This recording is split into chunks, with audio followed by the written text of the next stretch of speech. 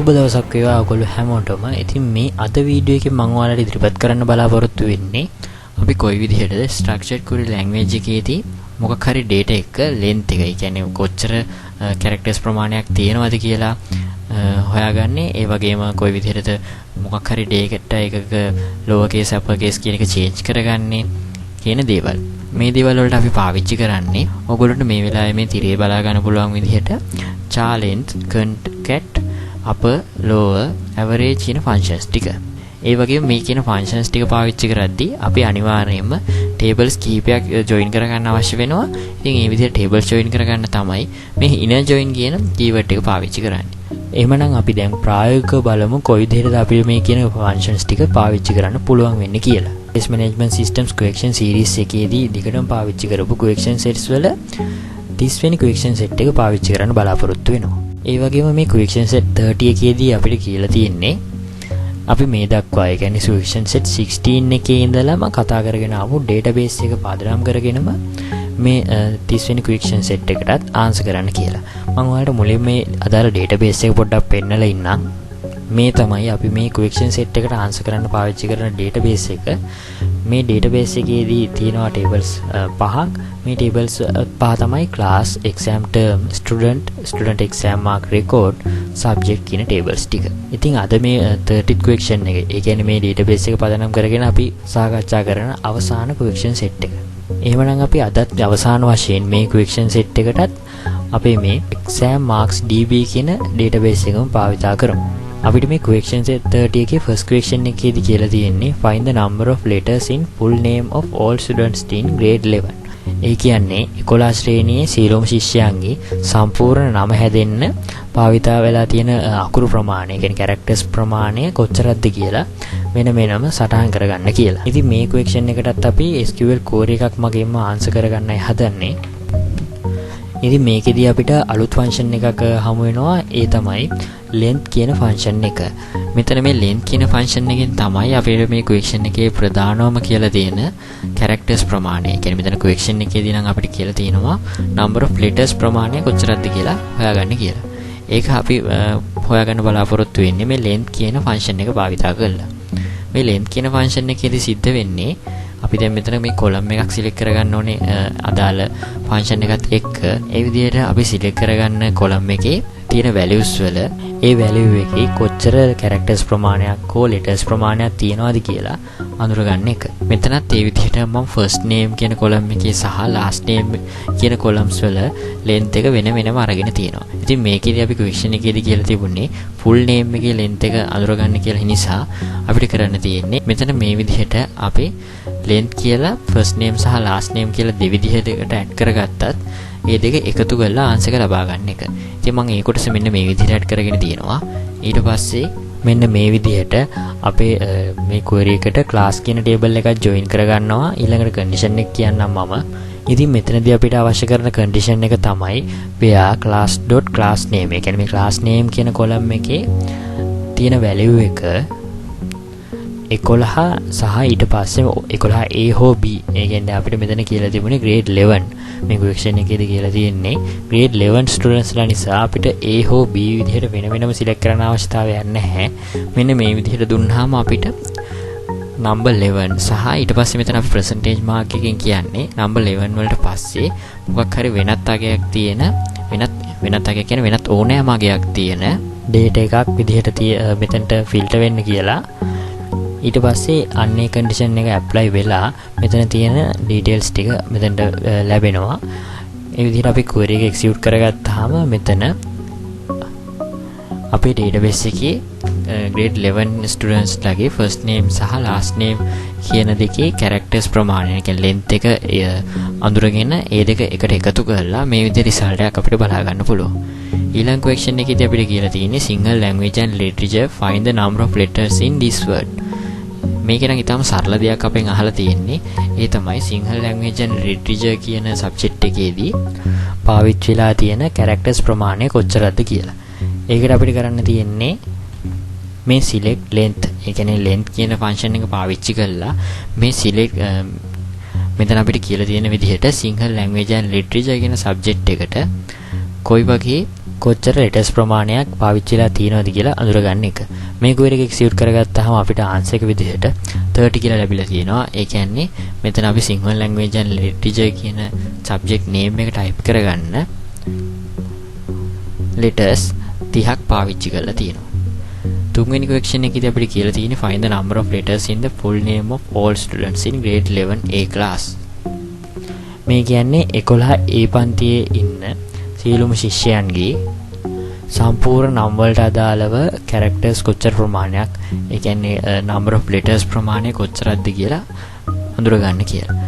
මේ question එකට answer කරන්නත් අපි SQL query එක පාවිච්චි කරද්දී මුලින්ම මෙන්න මේ විදිහට select කියලා keyword එක දීලා first name last name කියන දේවල් student කියන table එකෙන් අරගෙන ඒ දේවල් වල length එක වෙන වෙනම අරගෙන ඒවා එකතු කරගෙන තියෙනවා.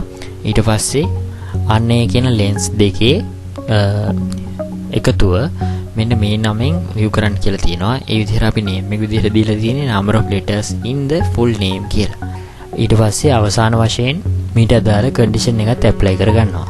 මෙතන අපිට කියලා තිබිච්ච විදිහට අපි 11A කියන class එකේ ඉන්න students ලා අතරින් තමයි මේ first name එක සහ last name එක එකතු. ඒ කියන්නේ full name එකේ characters ප්‍රමාණය ලබා ගන්න යන්නේ. මේ query එකත් execute කරගන්නම්.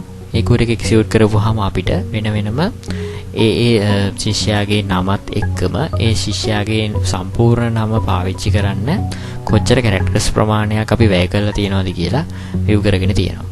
ඊට පස්සේ මේ question set එකේ fourth question එකේදී අපෙන් අහලා තියෙන්නේ prepare the first name of all grade 11B students in capital letters.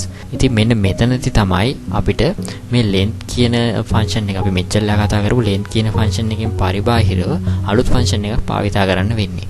ඒ තමයි upper කියන function එක. මොකද කිව්වොත් මේ question එකේදී අපිට කියලා තියෙන්නේ 11B ශ්‍රේණියේ ඉගෙන ලබන ශිෂ්‍යයන්ගේ first name එක capital letters වලට change කරන්න කියලා. ඉතින් ඒ කියන විදිහට first name එකේ තියෙන name එක upper case වලට change කරද්දී අපි මුලින්ම මෙන්න මේ විදිහකට ඒක add කරගන්න ඕනේ. මෙතනදී අපි පාවිච්චි කරලා තියෙන්නේ මේ upper කියන function එක. අන්නේ function එකෙන් තමයි අපි lower case හෝ upper case වලින් මෙන්ම lower case upper case mix විදිහට පාවිච්චි කරපු name එකක් වුණත් upper case වලට convert කරගන්න පුළුවන් වෙන්නේ. මෙතන නම් මම add කරලා තියෙන්නේ student කියන table එකේ first name කියන column එකේ අපිට මෙතන filter වෙලා ලැබෙන data ටික විතරක් upper කරගන්න කියලා. මේ කියන data ටික ගන්න අපිට අවශ්‍ය කරන්නේ student කියන table එක සහ class කියන table එක විතරක් නිසා මම මේ tables දෙක join කරගත්තා. ඊට පස්සේ මේ question එකට answer කරද්දී අවසාන වශයෙන් මම condition එක apply කරගන්නවා. condition එක තමයි මේ ලැබෙන result වලට අදාළව class name එක 11B වෙන්න ඕනේ කියලා. මේ query එක execute කරගත්තාම අපිට ලැබෙන්නේ මෙන්න මේ වගේ result එකක්. ඒ යටතේ 11B ශ්‍රේණියේ ඉගෙනම ලබන ශිෂ්‍යයන්ගේ name එක upper case වලට change වෙලා තියෙනවා. මෙතනදී අපි කතා කරේ කොයි විදිහටද upper කියන function එක පාවිච්චි කරලා අවශ්‍ය කරන column එකක පවතින data upper case එකට change කරගන්න කියලා. මම එහෙමනම් ඊළඟ question එකේදී කතා කරන්න හදන්නේ මේ lower case එකට change කරගන්නේ කොහොමද කියලා. ඒකට අපි පාවිච්චි කරන්නේ lower කියන function එක. ඉතින් අපිට මේ question set එකේ කියන්නේ question 30 එකේ fifth question එකේදී කියලා තියෙන්නේ prepare the names of all subjects in simple letters. ඒ කියන්නේ මේ database එකේ තියෙන සියලුම subjects වල name එක simple letters වලට change කරලා view කරන්න කියලා. මෙතන අපිට question එකේදී subject කියන table එකේ තියෙන සියලුම subject ගැන කියලා තියෙන හින්දා අපි වෙනම tables join කරන්න එහෙම මහන්සි වෙන අවශ්‍යතාවයක් නැහැ. ඒකට තමයි අපිට add කරගන්න තියෙන්නේ මේ select කියන keyword එකත් එක්ක lower කියන function එක add කරලා brackets ඇතුලේ මොන column එකේ තියෙන data ටිකද මේ විදිහට lower case එකෙන් view කරන්න ඕනේ කියලා කියන්න ඕනේ. මම මෙතන නම් කියලා තියෙන්නේ subject කියන table එකේ subject name කියන column එකේ ලැබෙන සියලුම data ටික lower case වලින් view කරන්න කියලා. එහෙමනම් අපි බලමු මේ query එක execute වෙන්නේ කොයි විදිහටද කියලා. මේ query එක execute වෙද්දී අපිට බලා ගන්න පුළුවන් මේ subject කියන table එකේ තියෙන සියලුම data ටික මේ විදිහට view වෙලා තියෙනවා. විශේෂත්වය වෙන්නේ මේ ඔක්කොම data ටික අපිට view වෙලා තියෙන්නේ මෙතන අපි lower කියන function එක පාවිච්චි කරපු නිසාම lower case වලින් විතරයි. ඊළඟට අපි මේ 6 වෙනි question එක වෙත යමු වෙද්දී ඒකෙදී අපිට කියලා තියෙන්නේ find the average of the marks obtained by Amanda Moses student in class 11A in all term examinations in the subject of science. මේකෙදි මේ කියලා තියෙන්නේ අමන්දා මෝසස් කියන ශිෂ්‍යාව විද්‍යාව කියන විෂය ධාරාවට ඕනෑම වාර විභාගයකදී 11 A පන්ති ඉගෙනුම ලබද්දී ලබාගත් මාක්ස් වල ඇවරේජ් එක හොයන්න කියලා. ඉතින් අපි මේ ක්වෙස්චන් සෙට්ස් වල මීට කලින් ක්වෙස්චන් සෙට් එක, ඒ කියන්නේ 29 ක්වෙස්චන් සෙට් එකේදී මේ ඇවරේජ් කියන ෆන්ක්ෂන් එක පාවිච්චි කරන්නේ කොයි විදිහටද කියලා වැඩිදුරටත් සාකච්ඡා කරා. මම මේ ක්වෙස්චන් සෙට් එකට අදාළ මේ අවසාන ක්වෙස්චන් එකේදීත් ඇවරේජ් කියන ෆන්ක්ෂන් එක තමයි භාවිතා කරන්න හදන්නේ. මුලින්ම මම මෙතන මේ අපේ query එකේ මේ විදිහේ query එකක් ඇඩ් කරගන්නවා. ඒ කියන්නේ මම මෙතනදී කියන්නේ සිලෙක්ට් කරගන්න ඇවරේජ් එක මේ ස්ටුඩන්ට් එක්සෑම් මාක් රෙකෝඩ් කියන ටේබල් එකේ මාක් කියන කොලම් එකට අනුව. ඊට පස්සේ තමයි මම මෙතෙන්ට මේ උඩට ලැබෙන්න ඕන data ටික පල්ලෙහා ෆිල්ටර් කරගන්න හදන්නේ. අපි ඒ ටිකත් කරගමු. ඒ යටතේ මුලින්ම අපි මේ විදිහට අපේ tables ටික ඇඩ් කරගත්තා. ඊළඟට conditions set කරනවා.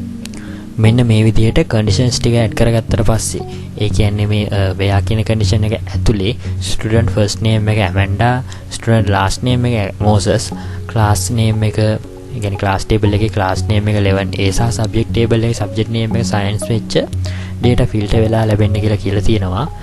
ඒ විදිහට data filter වෙලා ආවිල්ලා මෙතෙන්ට ලැබෙන data ටිකේ තමයි අපි මේ average එක හොයාගන්න හදන්නේ.